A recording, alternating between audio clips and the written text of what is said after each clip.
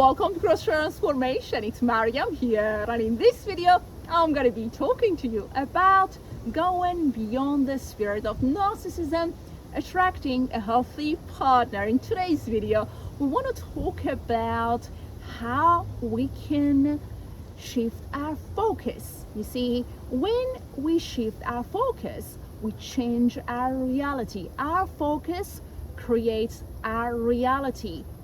The reason we must do the healing work to change our focus, to embrace the shift from within, to create realities that are aligned with who we are, not what happened to us back in our childhood. One of the ways to shift our focus, to go beyond the spirit of narcissism, is to grieve our losses. The next thing that we can do is to become more secure in our attachment.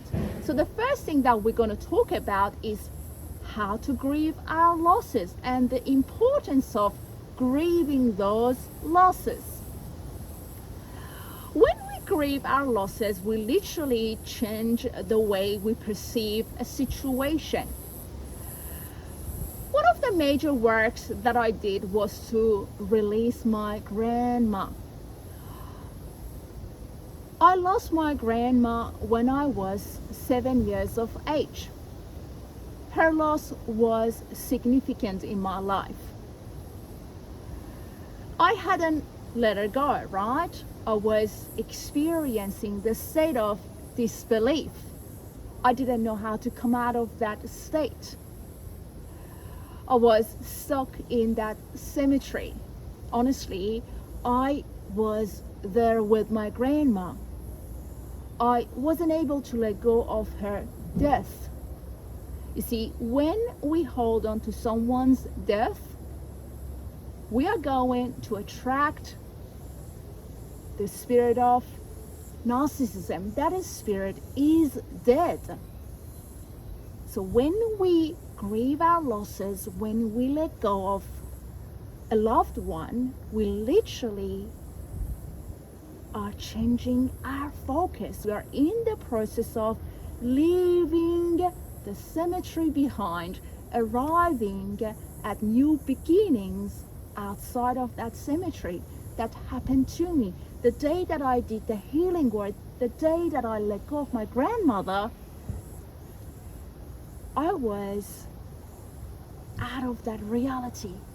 I was no longer with that narcissist. I was no longer attracting narcissists into my experience. So grieving our losses, coming out of the state of disbelief, is a crucial step. We need to take that step to find ourselves experiencing new beginnings, because now we are having new meanings attached to where we are going, to our focus. Our focus gives us our direction.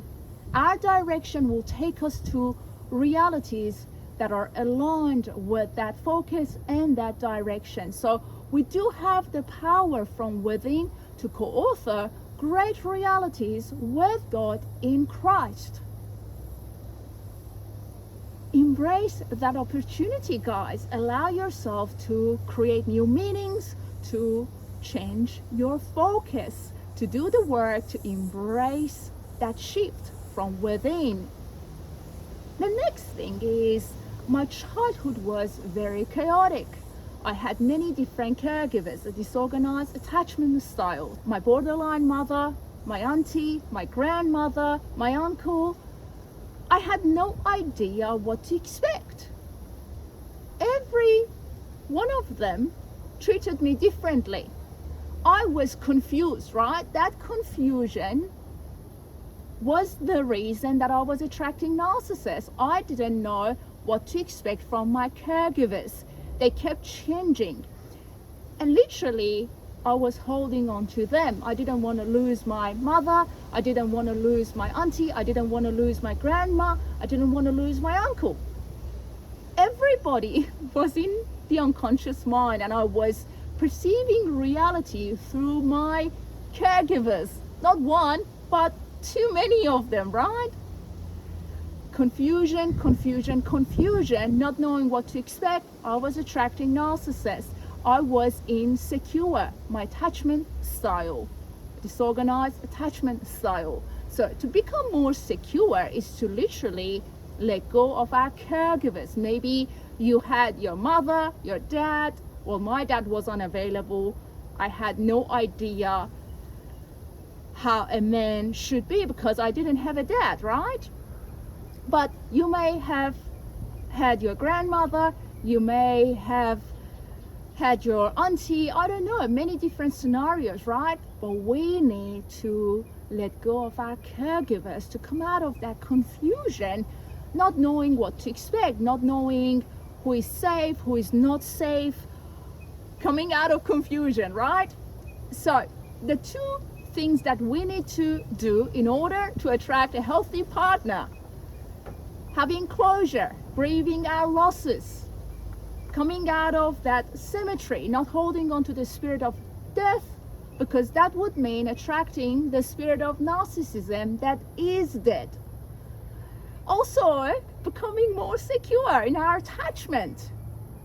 Find out if you've been holding on to a caregiver from your childhood. Let them go.